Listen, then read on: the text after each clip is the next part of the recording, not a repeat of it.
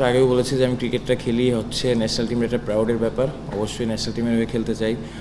At the same time আমার কাছে আসলে সবথেকে বড় ইম্পর্টেন্ট জিনিসটা আমার নিজে পারফর্ম করা। আমি আসলে এমন কোনো কথা বলতে চাই না যেটা অন্য কাউকে ডিসরেসপেক্ট করা হয়, কারণ আমার কাছে মনে হয় যে আমার সিলেকশন বা এগুলো আমার হাতে নাই, আমার কাছে পারফর্মটা করা ইম্পর্টেন্ট। অবভিয়াসলি দেখেন, যেটা বললেন আপনি, সময় খারাপ ভালো থাকে, হয়তো এখন সময়টা ভালো যাচ্ছে, এখন কন্টিনিউ করতে পারলে যতটা কন্টিনিউ করা যাবে এই মোমেন্টামটা ক্যারি করতে পারবো, আমার ক্যারিয়ারটা বড় হওয়ার চান্স বেশি। অ্যাট দ্য সেম টাইম আমার কাছে মানে নেগেটিভ যে জিনিসটা হয়তো ক্রিকেটারদের লাইফে অফ ফর্ম আসতেই পারে, এটা স্বাভাবিক। এটা আসলে ওইভাবে চিন্তা করার কিছু নাই, কারণ আমি রিজিকে বিশ্বাসী, আল্লাহর উপর বিশ্বাসী। তো আমার কাছে সবথেকে ইম্পর্টেন্ট যে জিনিসটা হয় মনে হয় যে আমার জায়গা থেকে আমি হার্ডওয়ার্ক করবো, চেষ্টা করবো, বাকিটা আল্লাহ ভরসা। দেখেন আমার কাছে মনে হয় না, অবভিয়াসলি দেখেন যে আপনার যখন একটা মেন্টাল ফেস কিছু সময় থাকে, অবভিয়াসলি ওই সময়টা আপনি কিভাবে ডিল করতেছেন সব রকম মানে হয়তো বাইরে থেকে অনেক কিছু বোঝা যায় না, জিনিসটা আসলে হয়তো মেন্টাল একটা ব্যারিয়ার থাকে, ওইটার ভিতর দিয়ে যেতে হয়। এবং এই ফেসটা আসলে নিজে কীভাবে চ্যালেঞ্জ নেওয়া যায় আমার কাছে মনে হয় যে difficult face, but to be honest আমার কাছে মনে হয় যে অবভিয়াসলি সবসময় এই জায়গা থেকে কীভাবে রিকভার করা যায় এটা চেষ্টা করি।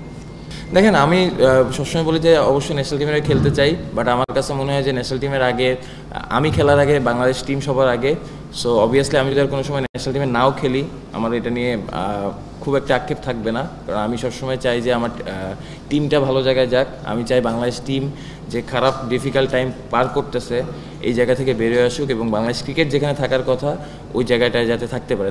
তাহলে অবশ্যই আমার কাছে মনে হয় যে ওই ফিলটা ভিতর থেকে আসবে, যে আমি একটা কথা সত্যি করে বলতে চাই যে আমি টিম কালচারে একটা কথা আছে যেটা আমরা ডোমেস্টিকে আমার কাছে মনে হয় যে অনেক গ্যাপ আছে, সবসময় এটা নিয়ে কথা বলি। হয়তো আজকে আমি বলতেছি, কালকে আরও 5 জন বলবে, হয়তো এটা আমি নাও করে যেতে পারি, কিন্তু এটা কথা বলতে বলতে 5 জন পরে বা 2 বছর পরে 3 বছর পরে দেখবেন যে এই টিম কালচারটা আমাদের সময় একসময় আসবে। এবং এই কালচারটা যদি আসে, অবভিয়াসলি আমরা সবাই টিমের কথাই চিন্তা করবো, ইন্ডিভিজুয়াল কেউ চিন্তা করবো না। দেখেন ক্রিকেট যখন আমিও শুরু করেছি, ক্রিকেটের প্রথম থেকেই আমি ক্রিকেটার সাকিব আল হাসানকে চিনি, এবং সবসময় আমি চাবো যে ক্রিকেটার সাকিব আল হাসান আমার সাথে, আমি একসাথে ড্রেসিং রুম শেয়ার করাটা আমার জন্যও অবশ্যই একটা বড় উপভোগের এবং প্রাউডের ব্যাপার। অবশ্যই আমি চাবো যে কোনো সময়, যে কোনো জায়গায়, যে কোনো টিমেই একসাথে এক ড্রেসিং রুম শেয়ার করতে।